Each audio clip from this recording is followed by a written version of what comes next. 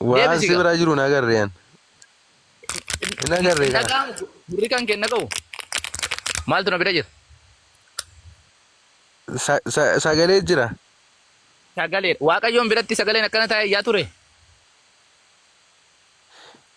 Akka kana osoo hin taane ati sagaleen inni si biraa wanti ni jedhe tuni isa ati ofii keeraa wanti ni gootedha. Inni kun sagalee isaa afaan Waaqayyoo keessaa bahudha.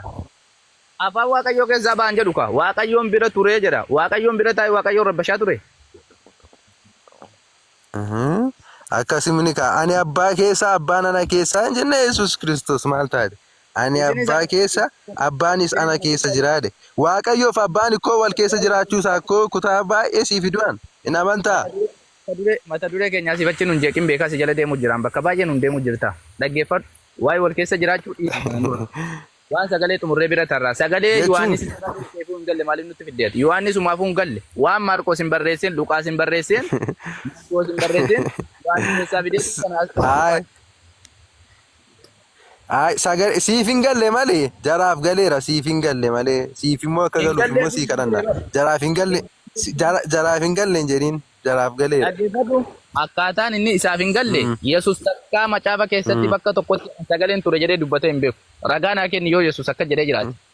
Yohaannis bakka kamii fuudheeti sagalechi Waaqayyoon bira ture. Sagalechi sun maaliidhanni? Sagalee aayilaandiiti moo kan sareeti moo kan qamaleeti moo kan namaati moo kan harreeti moo maaltu Waaqayyoon bira ture?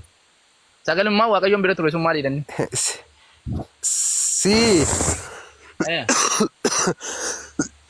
Yesuus ikkoo iddoo tokkotti ikkoo akkas jedhee dubbateera. Ilma tokkicha isa Waaqayyo abbaa bira ture malee eenyuyyuu abbaan argineedhe. Yesuus Kiristoos ikkoo Waaqayyo abbaa bira ture bee ilma tokkicha isa abbaa ture jechuudha abbaa bira ture gaa Yesuus Kiristoos. Ofiisaa lakki ofiisaa isatti ragaa bahee isa hedduufi bee Yesuus Kiristoos dubbateera ofiisaa. Iddoon itti dubbatiste ni maal? Waan sagalee xumura. Ilma tokkicha isa abbaa bira sagaleen sun immoo Yesuusi kaa. An sagaleedha jedhee? Sagaleen suni jedheera an sagaleedha jedhee jira macaafa keessatti Yesuus.